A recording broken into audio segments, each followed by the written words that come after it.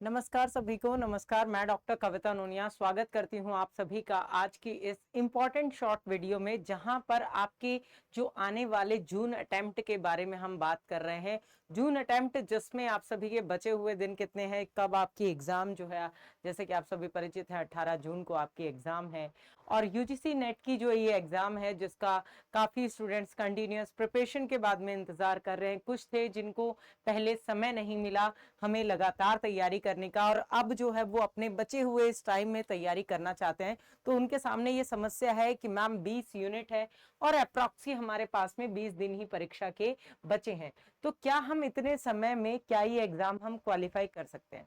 तो देखिए, जो स्टूडेंट्स जिनका बैकग्राउंड जो है कि जो पहली बार तैयारी कर रहे होते हैं, उनके लिए तो हम स्पेशली आपको कहते हैं कि जो भी स्टूडेंट फर्स्ट टाइम तैयारी कर रहे हैं वो मिनिमम अपना 6 महीने 4 महीने 3 महीने की मिनिमम तैयारी जो है वो उनको चाहिए होती है। लेकिन ऐसे स्टूडेंट्स जिन्होंने एक बार दो बार जो है नेट का एग्जाम दे दिया, लेकिन कुछ पॉइंट से वो रह गए, या उनका जो एमए का बेस है वो बहुत अच्छा प्रिपेयर हो चुका है, जिसके कारण जो है वो रिवीजन अगर अपना कर लें, तो ये जो लास्ट 20 डेज हैं, इन 20 डेज में आपको क्या स्ट्रेटेजी फॉलो करनी है पेपर 1 और पेपर 2 के अकॉर्डिंग, तो वो चीज मैं आपको यहाँ पर बता रही हूँ। तो सभी जो है सबसे पहले चैनल को सब्सक्राइब कर लीजिए और हमारे सेशन को, इसको शॉर्ट को आप लाइक और शेयर कर दीजिए, ताकि मोस्ट ऑफ जो स्टूडेंट्स हैं वो इससे परिचित हो पाए।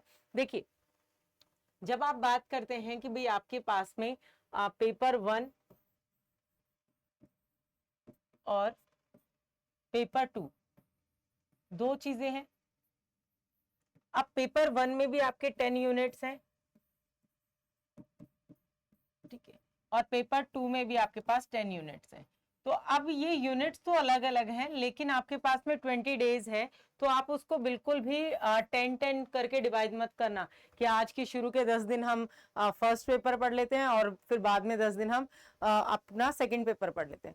मोस्ट इंपॉर्टेंट गलती जो स्टूडेंट्स मोस्टली यहाँ पर कर देते हैं कि भाई इसके 50 क्वेश्चन ही आ रहे हैं, ठीक है, ये तो 50 क्वेश्चन है हमारे पास और ये जो है 100 क्वेश्चन है, तो हम इसमें ज्यादा ध्यान दे करके और अपना जो है वो क्लियर कर सकते हैं। देखिए, फर्स्ट पेपर भी आपके लिए उतना ही इंपॉर्टेंट है। फर्स्ट पेपर में भी आपको अपने 50 में से 30 से 35 क्वेश्चन जो है वो अपने अगर आप सही रखेंगे तो आप बहुत सेफ अच्छे स्कोर को क्लियर कर सकते हैं। यहाँ पर आप अपना अप्रोक्सी 70 से 80 के बीच का अगर आप टारगेट लेकर के और चलते हैं कि इतने क्वेश्चंस अगर आपके सही होंगे तो आप अपना जीआरएफ क्लियर कर सकते हैं।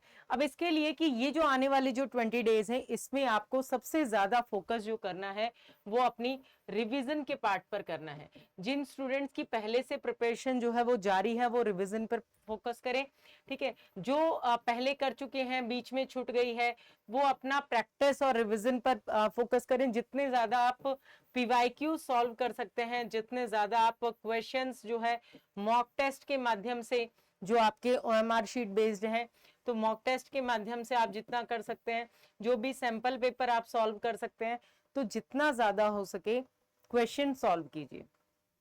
जिससे क्या होगा कि एक तो आपका लेवल ऑफ कॉन्फिडेंस जो है वो बढ़ जाएगा, और कॉन्फिडेंस बढ़ने से बहुत बार क्या होता है कि हमें वो चीज आती है लेकिन हम उस पर कॉन्फिडेंट नहीं होते, वो ऑप्शंस जो है हमें क्या करते रहते हैं, कंफ्यूज करते रहते हैं। तो आप देखेंगे यहाँ पर, इसमें मेरे पास में ये आपके फर्स्ट पेपर की बुक है, जिसमें आपको 3000 से अधिक जो प्रश्न है यहाँ पर दिखाई दे रहे हैं। ये हिंदी की आपकी बुक है, जिसमें आपको 2000 से भी अधिक प्रश्न दिखाई दे रहे हैं। तो इस तरह से जब आप इस तरह क्योंकि ऑफलाइन पेपर हो गया, तो क्वेश्चन जब हमारे सामने होता है तो उसको हम जितना ज्यादा सॉल्व कर पाते हैं, तो उतना ही ज्यादा आसानी जिससे जो है वो चीज हमारे माइंड में क्लियर हो जाती है। तो आप अभी इस समय पर, आने वाले समय तक, आपके एग्जाम तक रेगुलर जो है वो इन पॉइंट्स को ध्यान में रखिए, ताकि आपका ये एग्जाम जो है आपका क्लियर हो जाए, जून जीआरएफ आपको मिल जाए।